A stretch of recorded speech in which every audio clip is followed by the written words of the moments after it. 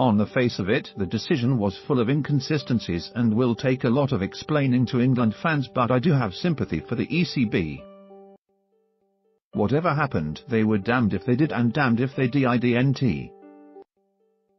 Fans will be wondering why Ben Stokes was left out of the side when he wasn't charged with anything, and why has been brought back the minute he has been charged.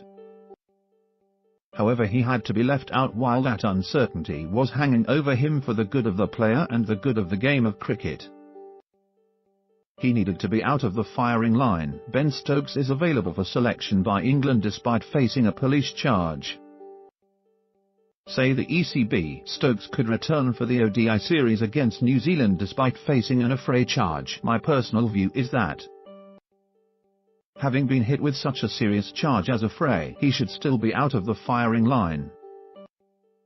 I don't think he should be available for selection until the case has been dealt with in a court of law and the whole truth has come out.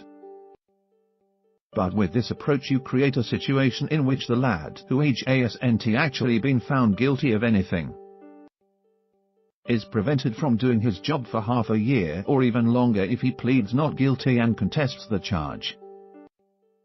Whatever happened to innocent until proven guilty, the ECB have been very fair to Stokes. Has been on full pay the entire time.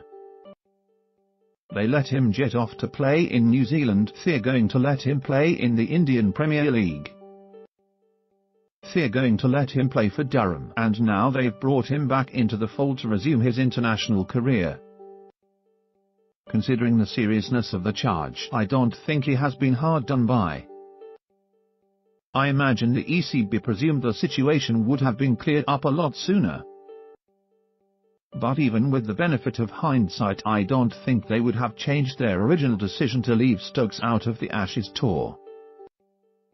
Stokes was absent from the Ashes tour where the likes of Johnny Bairstow got into trouble. Another player, Ben Duckett, was hung out to dry for pouring a drink over Jimmy Anderson.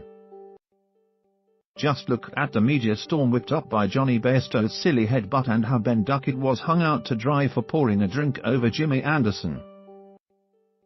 Can you imagine how much worse it could have been if Stokes had been there? Don't forget, the ECB will have had to negotiate various legal complications throughout the process.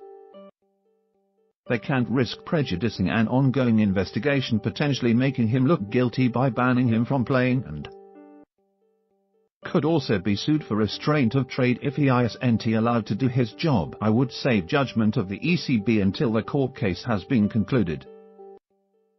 Once they have the full facts and there may have been reason for him to do what he is alleged to have done, any decision they make will really be under the microscope. They have a duty of care to protect Stokes, but also to the game.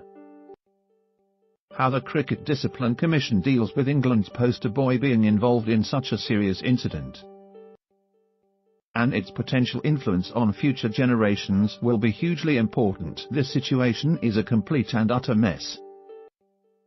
Make no mistake, but that mess was created outside a bar in Bristol last September, not by the ECB's decision-making.